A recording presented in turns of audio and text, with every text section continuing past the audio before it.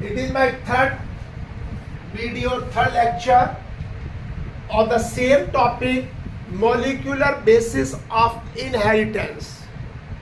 देखिए यहाँ पे पैकेजिंग ऑफ डीएनए हेलिक्स की बात हो रही है. Length of DNA in human being can be calculated. कैसे कि जो डिस्टेंस है between the two successive base pair in 0.34 nanometre और 0.34 multiplied 10⁻⁹ metre. Total number of base pair 6.6 10⁻⁹ base pair. अगर मल्टीप्लाई करते हैं 6.6 मल्टीप्लाई 10⁻⁹ विथ 0.34 मल्टीप्लाई 10⁻⁻�9 मीटर, तो then total length of DNA is 2.2 metre. ये जो डीएनए की length है वो 2.2 मीटर है. अब यहाँ केस प्रोकैरियोटिक सेल्स का आता है, जैसे ई कोलाई है, बैक्टीरिया है, उनमें यहाँ पर वेल डिफाइंड न्यूक्लियस नहीं होता और ये nucleus is suspended in the cell cytoplasm. तो यहाँ पर न्यूक्लियर मेम्ब्रेन नहीं होती, लेकिन डीएनए मॉलिक्यूल पॉजिटिव चार्ज होता है due to having the phosphate group, और it is had on some protein which is of the positive charge. उसमें वो चारों रैप हो जाती है, जिससे स्ट्रक्चर बनती है, उसको आप न्यूक्लियोइड्स कहते हैं. यानी जो प्रोकैरियोटिक सेल है उसमें जो डीएनए है विच इज सस्पेंडेड और कंडेंस और कंपैक्ट होता है, उस स्ट्रक्चर को हम न्यूक्लियोइड कहते हैं. तो DNA coiled around the non stone protein, और वो नॉन स्टोन प्रोटीन पॉलीएमाइंस है, यानी पॉलीएमाइंस के चारों ये रैप होता है. अगर आप यूकैरियोटिक सेल की बात करें, यहाँ पर जो पैकेजिंग है it takes place with the help of lysine and arginine. ये दो अमीनो एसिड्स है जो कि बेसिक है, और ये मिलके बनाते हैं हिस्टोन. हिस्टोन एक प्रोटीन होती है, और इस हिस्टोन के अंदर यहाँ पर 5 टाइप्स के हिस्टोन्स होते हैं, जिसमें H1 है, H2 है, H3B है, H3 है और H4. तो यहाँ पर H1, H2A, H2B, H3 and H4.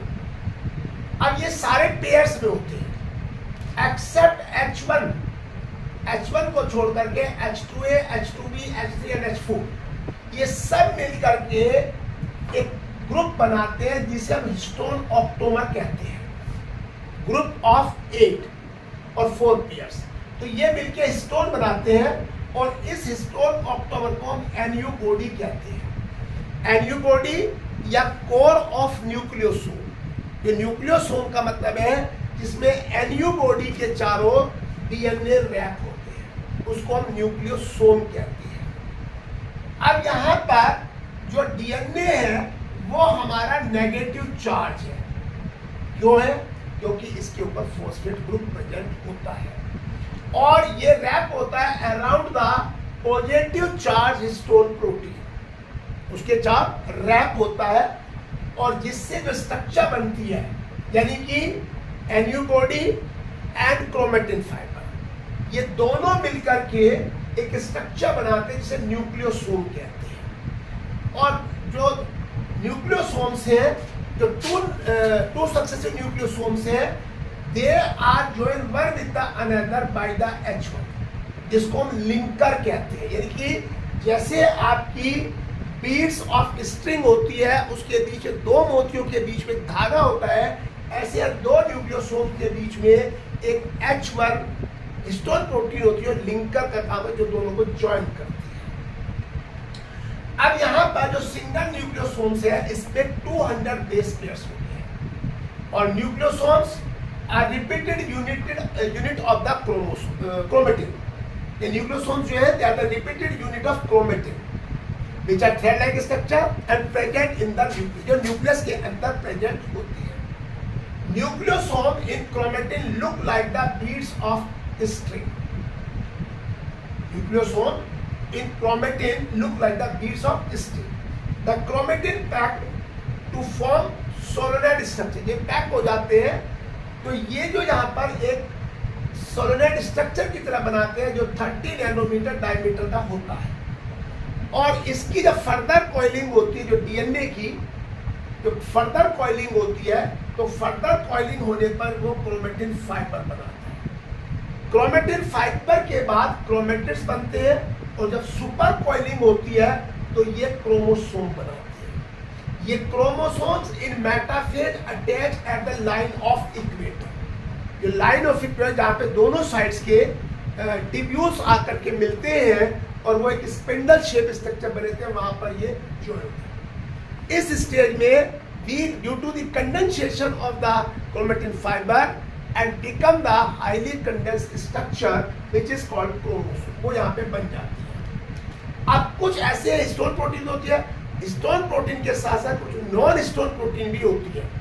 Along with the stone protein, some non-stone protein are also present where the packaging of chromatin fiber take place, जहाँ पर कि क्रोमेटिन फाइबर की पैकेजिंग होती है, तो ये भी यहाँ पे प्रेजेंट होता है। अब हमारा जो क्रोमेटिन फाइबर है इसमें दो रीजन होते हैं। पहला रीजन है यू क्रोमेटिन। यू क्रोमेटिन का मतलब है जो chromatin fibre when they are stained they take the light stain, उनमें लाइट स्टेन आता है। और ये जो है ट्रांसक्रिप्शनली एक्टिव क्रोमेटिन है, यानी कि ये ट्रांसक्रिप्शनली एक्टिव क्रोमेटिन है। हेट्रोक्रोमेटिन जो है जब इनको आप स्टेन किया जाता है करते हैं तो डार्क रीजन देते हैं और ये ट्रांसक्रिप्शनली इनएक्टिवेट होते हैं। अब आरएनए वर्ल्ड की बात आती है। देखिए आरएनए और डीएनए दो चीजें हैं। अब आरएनए सबसे पहला जेनेटिक मैटेरियल है। देयर बहुत सारे एविडेंसेस हैं जो ये बताते हैं कि आरएनए हमारा फर्स्ट जेनेटिक मैटेरियल। बहुत से लाइफ प्रोसेस के जो एविडेंसेस है, इसमें मेटाबॉलिज्म है, ट्रांसलेशन है और स्प्लाइसिंग है। ये सारे जो है तीनों लाइफ प्रोसेस की जो एक्टिविटी है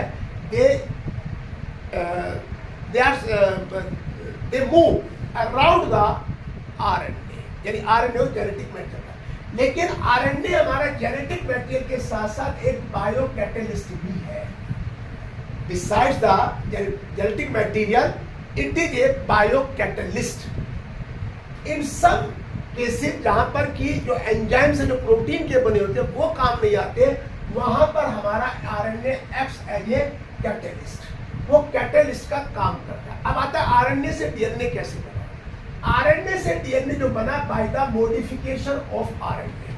आरएनए में मॉडिफिकेशंस आए और उन मॉडिफिकेशन की वजह से वो डीएनए में चेंज हो गया। डीएनए आरएनए से ज्यादा स्टेबल है।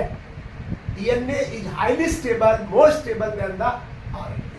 अब यहाँ पर आरएनए के अंदर प्यूरिन्स के अंदर एडेनिन और ग्वानिन होता है, एडेनिन एंड ग्वानिन। पायरिमिडीन के अंदर साइटोसिन एंड यूरेसिल होता है, थायमिन यहाँ पे नहीं होता। Thymine is not the part of the RNA. Thymine is the part of the DNA and uracil is the part of RNA. अब डीएनए वर्सेस आरएनए, देखिए आरएनए हमारा एक जेनेटिक मैटेरियल है, जैसे वायरस और अर्ली सेल्स में पाया जाता है। तो ये जो जेनेटिक मैटेरियल है ये सुटेबल जेनेटिक मैटेरियल नहीं है। कुछ कारण है। एक तो जो आरएनए में राइबोस शुगर होती है उसके सेकंड कार्बन पर OH ग्रुप प्रेजेंट होता है, हाइड्रोक्सिल ग्रुप प्रेजेंट होता है। और ये हाइड्रोक्सिल ग्रुप जब प्रेजेंट होता है तो ये हाईली रिएक्टिव ग्रुप होता है। हाइड्रोक्सिल ग्रुप ये हाईली रिएक्टिव ग्रुप, एक तो इसकी वजह से। दूसरा एक्ट एज एंजाइम, ये एक एंजाइम की तरह भी काम करता है। यूरेसिल प्रेजेंट होता है instead of thymine which make it unstable, or being unstable this RNA can be mutated easily as in case of coronavirus. Most all the virus mutate very slowly, क्योंकि वहां पर एक यूरेसिल होता है, hydroxyl group होता है, उन दोनों की प्रॉपर्टी की वजह से इट म्यूटेट इजीली। लेकिन अगर हम डीएनए की बात करें, ये केमिकली लेस रिएक्टिव होता है और फिजिकली मोर स्टेबल होता है। केमिकली ज्यादा रिएक्टिव है आरएनए, ये उसकी तरह रिएक्टिव नहीं है। ग्रिफ ने जब एक्सपेरिमेंट किया उसने अपने एक्सपेरिमेंट में जब बैक्टीरिया को हीट किया तो bacteria was die but its DNA was not die, उसकी डेथ नहीं हुई, वो जिंदा था।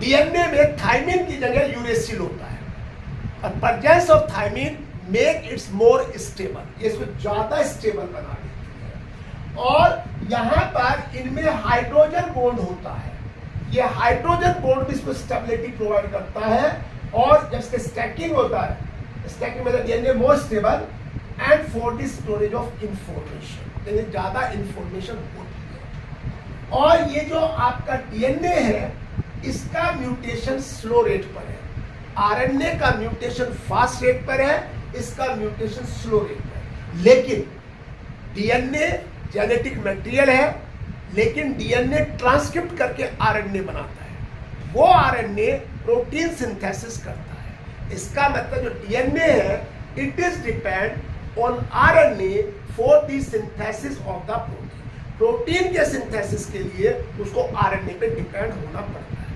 आप इस वीडियो को लाइक करें, शेयर करें और सब्सक्राइब भी करें।